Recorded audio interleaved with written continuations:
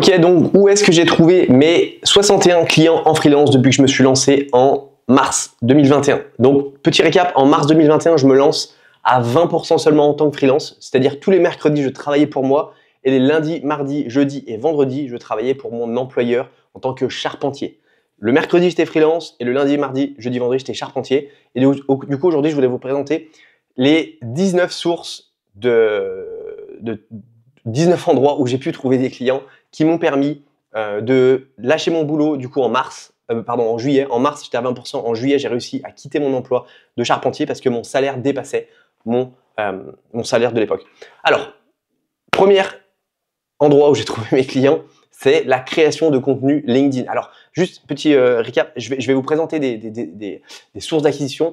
Je dis pas qu'elles sont pas classées dans les meilleures ou les moins bonnes. Je les ai juste jetées comme ça. J'ai jeté mes idées comme ça. C'est pour vous dire que il y a plein de façons de trouver des clients en fait. C'est juste s'ouvrir les chakras et se dire putain en fait il y a plein d'endroits où je peux trouver des clients. Et c'est pour essayer, j'espère, de vous inspirer et de vous montrer que c'est possible de trouver des clients. C'est pas trop compliqué de trouver des clients si on a envie de trouver des clients.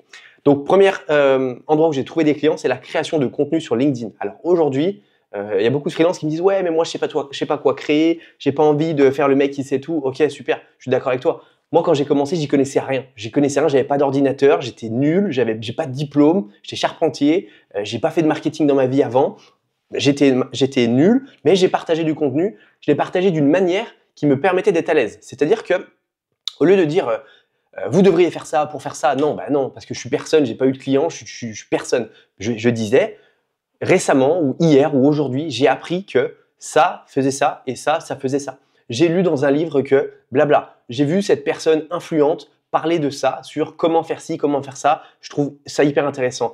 Moi, je pense que comment on fait ci, on fait ça comme ça, voici la raison pour laquelle on fait ça. Je disais, un exemple, hein, moi les emails marketing en e-commerce, je pense qu'il faut arrêter de faire du design. Il y a beaucoup trop de design, c'est beaucoup trop lourd, c'est personne lit ça, on dirait des brochures qu'on te met dans ta boîte aux lettres pour Noël ou des catalogues jouets. Ça agresse les yeux, il y a plein de promotions, ça me saoule. Moi je pense qu'il faut faire des emails beaucoup plus conversationnels, beaucoup plus humains, avec du vrai copywriting dedans. C'est parce que c'est ce que moi je pensais. Il y a des gens qui raisonnaient avec moi. Ils disaient putain mais moi je suis d'accord avec toi. Bah viens on travaille ensemble.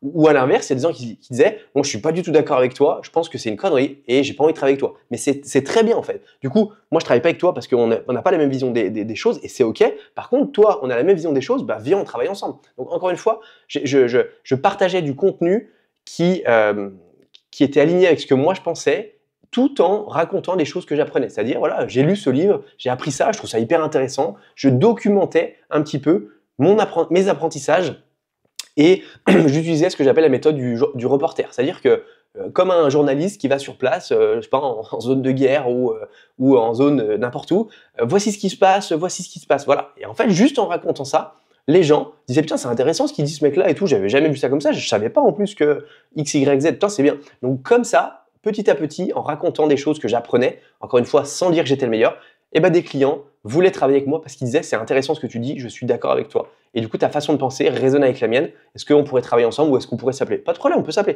Donc c'est comme ça que j'ai commencé à trouver des clients. Donc LinkedIn. Ensuite c'est la création de contenu sur YouTube, donc exactement ce que je suis en train de faire là, en racontant des choses. Avant d'avoir cette chaîne YouTube sur le freelancing, l'acquisition client, la vente, cette chaîne YouTube, je parlais d'email marketing e-commerce. Donc, des e-commerçants qui disaient putain, ce que tu as partagé dans ta vidéo, ça me parle, je suis aligné avec toi, je pense comme toi, est-ce qu'on pourrait s'appeler pour potentiellement travailler ensemble?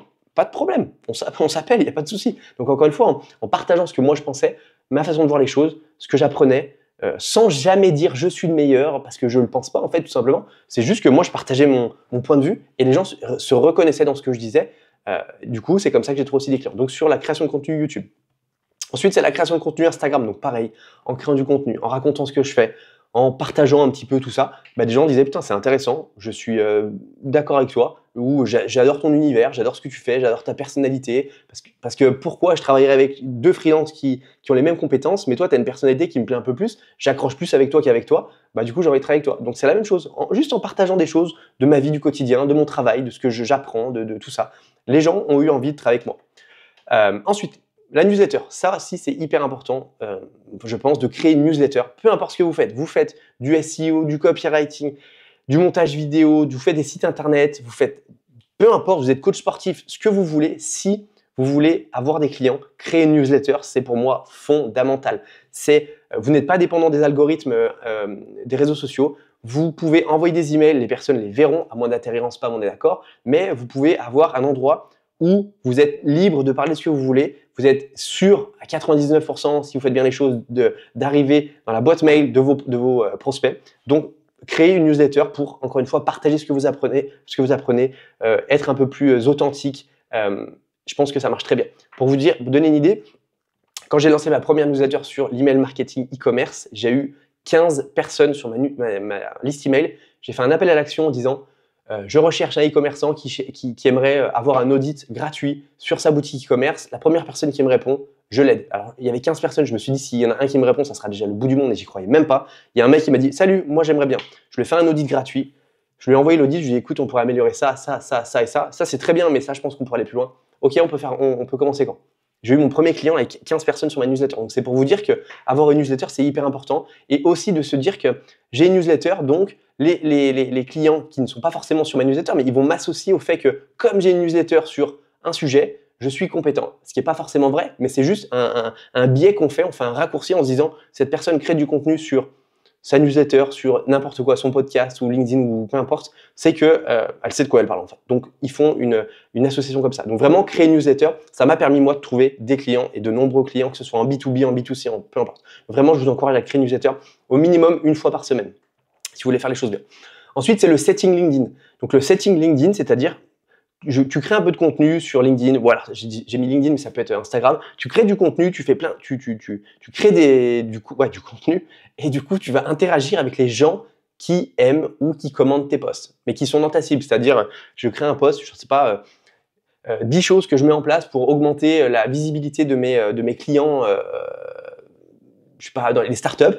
Et ben, si mes cibles vont aimer mon post, je vais aller leur écrire un message privé. Salut, merci beaucoup pour ton commentaire ou pour ton like sur mon post, ça me fait super plaisir. Bah, du coup, je viens faire connaissance. J'ai vu que tu faisais X, Y, Z, super intéressant et tout. Comment ça se passe?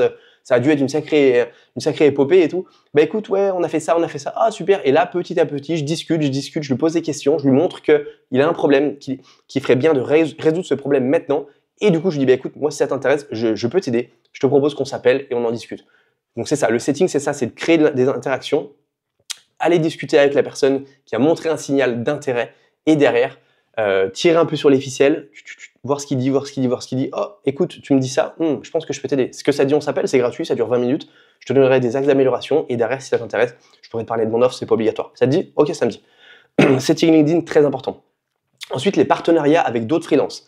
C'est-à-dire qu'aujourd'hui, si vous êtes freelance, enfin je prends toujours mon exemple, mais vous êtes freelance en email marketing, pourquoi pas aller voir des freelances email marketing e-commerce. Si vous êtes freelance, vous êtes freelance en email marketing e-commerce, allez discuter avec des freelances en publicité e-commerce, allez discuter avec des freelances en SEO e-commerce, allez discuter avec des gens dans le même secteur, mais qui vendent pas la même chose que vous, mais qui vendent des services à la même cible que vous. Et dites-leur, écoute, j'ai vu que tu fais ça, c'est hyper intéressant, comment ça se passe? Discutez avec ces personnes, essayez de créer un peu de contact, du lien, et derrière, dites juste, écoute, si ça je voulais juste savoir, est-ce que tu acceptes de nouveaux clients? Parce que si jamais j'ai un client qui cherche ton service, est-ce que je peux te le renvoyer? Bah écoute, ouais, ça m'aiderait bien et tout, super intéressant, ok, merci et tout. Bah écoute, pareil pour moi, si je vois quelqu'un si j'ai un client qui cherche une personne pour faire de l'emailing, bah écoute, je te l'envoie. Moi, c'est comme ça que j'ai trouvé des clients, en fait, tout simplement en discutant avec les personnes autour de moi, en disant, je fais ça, je vois qu'on a un service qui est complémentaire, on aide la même cible, bah autant s'aider en fait. Ou même vos concurrents. Moi, mes concurrents, des fois, m'envoient des clients parce que c'est devenu des potes. Alors, pas tous, parce qu'il y en a qui sont un petit peu ah non, je parle pas avec la concurrence et tout. Mais il y en a qui veulent qui veulent échanger du business avec vous parce que de temps en temps, toi, tu es full, tu peux pas prendre plus de clients, mais tu as des demandes, bah, tu l'envoies à ton pote. Soit ton pote, il te verse une commission de 10%, ou soit il te dit, bah écoute, non, on se verse rien, on s'envoie des clients, c'est ok pour moi, il n'y a pas de problème. Donc juste comme ça, en fait, en faisant des partenariats avec les freelances, on peut trouver déjà pas mal de clients. Autre chose, 7e source d'acquisition, c'est mon réseau perso, c'est-à-dire des gens sur mon WhatsApp, des contacts, SMS, ma famille, mes amis. Moi, c'est comme ça que j'ai trouvé mes premiers clients, c'est en envoyant un message, écoute, salut, je lance mon activité de XYZ, est-ce que tu connaîtrais pas ce genre de personnes que je pourrais aider à avoir ce genre de résultats? Bah, les gens vont peut-être vous dire, bah, écoute, si j'ai un cousin ou j'ai une connaissance ou le mari de le collègue de ma femme ou peu importe, justement, ils ont une agence de com, ils ont ce genre de choses. Peut-être que je peux leur parler de toi. Et ben, c'est comme ça aussi, j'ai trouvé des clients. Juste en sollicitant mon réseau personnel, on peut trouver des clients parce que on connaît énormément de monde qui connaissent eux aussi du monde. Donc en fait, ça fait une toile d'araignée. Nous, on connaît ça, mais eux connaissent ça et eux aussi connaissent ça. Donc en fait, ça permet d'aller de ratisser hyper large en fait. Donc, vraiment, son réseau perso, pardon, c'est hyper intéressant. Réseau pro, des anciens collègues de travail, des anciennes connaissances d'école, bref, peu importe, c'est pareil, on peut envoyer des messages, salut, je fais ça, je peux apporter ces résultats à ce genre d'entreprise, à ce client idéal, là, est-ce que tu connaîtrais pas quelqu'un que je peux aider? Là, j'ai trouvé aussi des clients. 9e chose, tout ce qui est BNI. Donc BNI, c'est un réseau entrepreneurial mondial, donc chaque grande ville, il y a un BNI. Donc en fait, c'est un réseau entrepreneurial.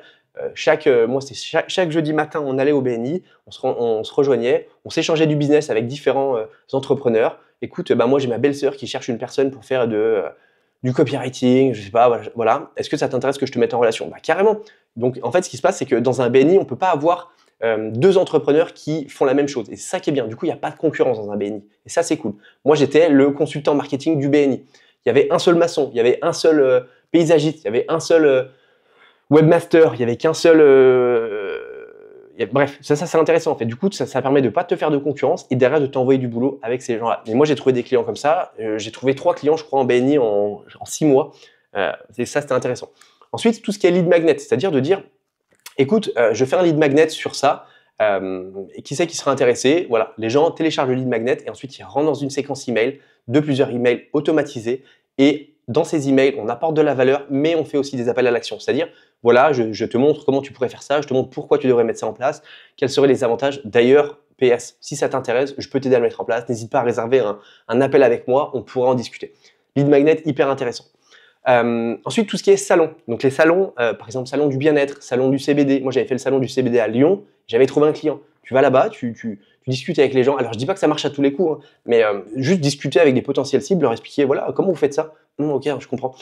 C'est important pour vous de mettre ça en place ou pas? Bah, ça serait important parce que du coup, on pourra avoir plus de clients. Mais pourquoi vous le faites pas? Bah, je t'avoue qu'on n'a pas trop le temps. Et tu penses que ça pourrait t'aider? Ouais, je pense que ça pourrait m'aider. Bah, ce que je te propose, c'est qu'on se prenne un petit appel la semaine prochaine. Là, tu es occupé, on pourrait s'appeler. Moi, je te montre comment je peux t'aider. J'ai déjà réfléchi à 10 choses que je pourrais t'apporter pour t'aider à avoir plus de clients, faire plus de ventes. Voilà. Est-ce que ça t'intéresse? Ouais, ça marche. Bah, écoute, donne-moi ton adresse mail tout de suite. Je t'envoie une invitation tout de suite. Plutôt que de dire, bah, donne-moi ta carte, les gens ne rappellent jamais. Non, on fait une invitation email tout de suite. Ça évite que les gens se disent, non, bah, du coup, non, c'est bon. Tout de suite, on fait un mail. Donc, les salons, ça peut être une idée de trouver des clients. Les événements de networking. Moi, j'avais fait 2 événements de networking à Paris. Sur le coup, tu sais pas trop, enfin, tu discutes avec des gens, machin et tout, chacun essaie de vendre un peu sa croûte, mais ça n'empêche que tu peux trouver des clients là-dedans. J'avais trouvé un client, pas tout de suite, plus tard. Donc, c'est des personnes qu'il faut relancer. Ouais, on s'est vu au networking, c'était intéressant, machin. Est-ce que tu en es là toujours? Oui, bah écoute, voilà, on peut discuter avec ces personnes, ça permet de rencontrer des gens et finalement de pitcher aussi notre offre au plus grand nombre pour que ces gens finalement soient un peu nos ambassadeurs et parlent de nos offres autour d'eux. Donc les événements networking, à prendre aussi avec des pincettes, il ne faut pas y aller à tous parce que ça prend énormément de temps, d'énergie. Il y a beaucoup de gens qui essaient juste de pitcher un peu leur truc. Donc événements networking, oui et non. Bah bref, c'est comme ça que moi j'ai trouvé en tout cas des clients. C'est pour ça que je l'ai mis ici. Ensuite, c'est s'inscrire dans les collectifs de freelance. Il y a beaucoup de collectifs de freelance qui existent. Ça devient un peu la mode.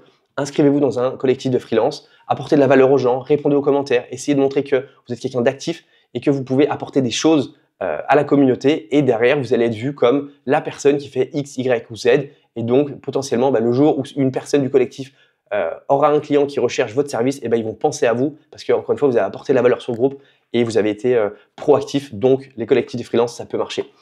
Donc moi, c'est comme ça aussi que j'ai trouvé des clients. Ensuite, c'est d'animer des lives sur LinkedIn.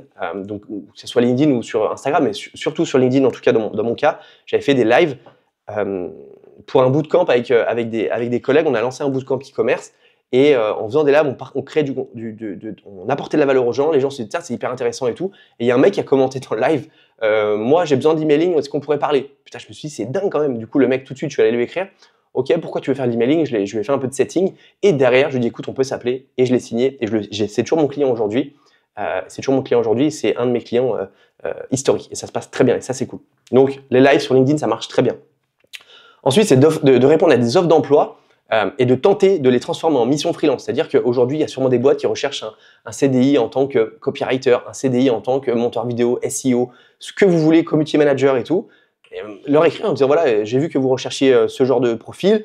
Malheureusement, moi en tout cas, je ne suis pas en CDI. Par contre, j'adore votre boîte, j'adore votre univers. Je pense que je pourrais remplir ce rôle. Je pense pas que vous avez besoin d'un CDI aujourd'hui parce que d'après ce que moi j'ai vu, c'est pas un full-time que vous avez besoin, c'est plutôt une personne comme moi qui intervient ponctuellement. D'une, ça vous coûtera moins cher.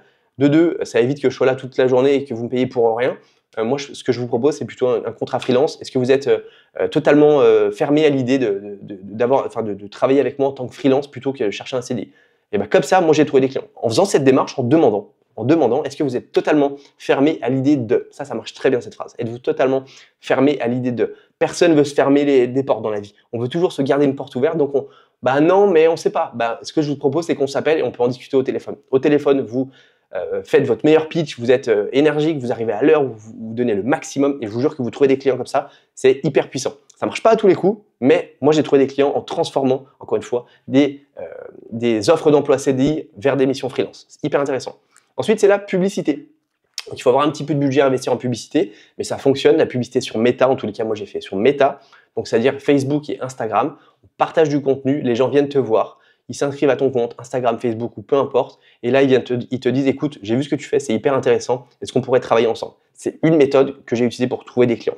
Bien sûr, encore une fois, il faut que la pub soit bien faite, il faut que votre tunnel de vente soit bien optimisé, mais la publicité pour trouver des clients, ça fonctionne. Même si vous êtes freelance, ça fonctionne de faire de la publicité. Ensuite, c'est de faire des mini-audits gratuits, c'est-à-dire qu'aujourd'hui, vous avez une cible que vous pouvez aider, vous dites putain, cette personne, je peux l'aider. Et ben, je vais la contacter, lui dire voilà, j'ai vu que vous faisiez ça, ça, ça et ça, c'est super. Par contre, je pense que là, vous passez à côté de quelque chose.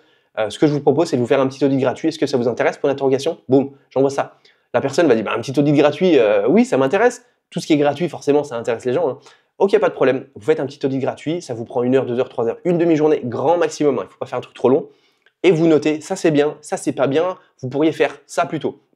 En fait, en donnant de la valeur, mais en expliquant, pas en disant bah, clique sur ce bouton-là, fais ci, fais ça, hein, loin de là, juste en disant vous devriez optimiser votre email de bienvenue, vous devriez optimiser vos métadescriptions, vous devriez optimiser, en fait en donnant le quoi, mais pas le comment, parce que le comment c'est la solution payante, le quoi c'est la valeur que je t'apporte. Ok, intéressant, je n'avais pas vu ça comme ça. Ok, bah super, bah ce que je te propose c'est qu'à l'issue de cet audit, je te le présente en live, on se prend, il n'y en a pas pour longtemps, il y en a pour un quart d'heure, je sais que tu es quelqu'un de très occupé, je peux te le présenter en direct, ça t'intéresse? Ok, super. Vous faites votre présentation en direct via Loom, vous présentez, bah écoute, j'ai vu ça, c'est hyper intéressant. Franchement, c'est pas mal, hein, mais tu passes à côté de pas mal de choses. Tu laisses pas mal d'argent sur la table ou tu laisses pas mal de visibilité sur la table de ce que vous voulez, ce que vous faites. Voilà. Qu'est-ce que tu en penses? Bah, c'est intéressant. Est-ce que pour toi c'est important de régler ce problème tout de suite ou tu aimerais attendre ou comment tu vois les choses? Bah, c'est vrai que si on pourrait résoudre ça plus vite, vous lui montrez par A plus B que, encore une fois, s'il met en place ce que vous lui avez suggéré, il va pouvoir augmenter son chiffre d'affaires. Je dis une bêtise, bah, d'après ce que je vois, si tu mets tout ça en place, tu pourrais peut-être augmenter ton chiffre d'affaires de 5 000 euros, 10 000 euros, ce que vous voulez. Est-ce que ça t'intéresserait de le mettre en place? Bah ouais, du coup, ça va me coûter combien? Bah, franchement, pour ça te coûterait 2 000 euros. Donc là, vous lui avez fait un ancrage à 10 000 parce que vous lui avez montré que si il met ça en place, il va pouvoir générer 10 000 euros. Et derrière, vous lui demandez 2 000. Bah, forcément, il va gagner 8 000. Donc forcément, c'est une offre qui est un peu irrésistible. Donc tout ça pour dire que faire des petits audits gratuits qui prennent pas trop de temps, mais au moins vous avez le nez un petit peu dans le capot de votre client, ça c'est hyper intéressant parce que du coup, encore une fois, vous avez déjà un pied dans son business, c'est une offre un peu pied dans la porte. Et derrière, vous dites, écoute, putain, tu passes à côté de plein de choses, tu devrais faire ça, ça, ça et ça, pourquoi tu le fais pas? J'ai pas le temps, bah, je peux le faire pour toi, mais si tu veux. Voilà, l'idée c'est ça, c'est des petits audits gratuits, ça permet d'être déjà un petit peu dans le business du client, et c'est une offre qui est vraiment pied dans la porte, et tout le monde veut du gratuit, tout le monde veut un avis externe sur ce qu'il fait, et donc ça marche très très très très bien. Ensuite, c'est le SEO. J'ai mis en place une stratégie SEO avec un pote qui fait du SEO, et ça m'a ramené un nombre de clients incroyable. Ça prend un petit peu de temps. Au bout de 6 mois, j'ai eu des résultats. Mais je veux dire, les gens qui rentrent, c'est énorme. Vraiment, le SEO, c'est une source d'acquisition client qui est sous-cotée. Parce que certes, ça prend du temps, mais je veux dire, le jour où ça marche, ça ramène énormément de gens. Si votre tunnel de vente est bien optimisé, si votre site internet est bien optimisé, il y a énormément de personnes qui vont vous contacter. Et moi, ça a vraiment été une source d'acquisition client constante.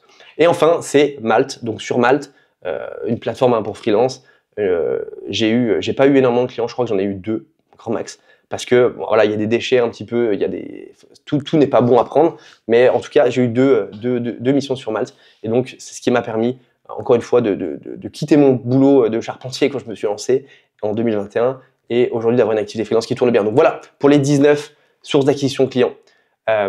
J'espère en tout cas que cette vidéo vous aura aidé, donné des idées, que ça vous aura plu. N'hésitez pas à aller liker, ça me fait toujours plaisir, à vous abonner, à activer la petite cloche aussi pour avoir les futures vidéos.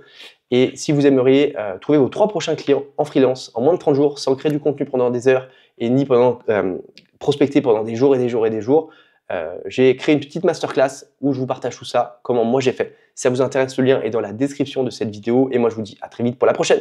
Ciao!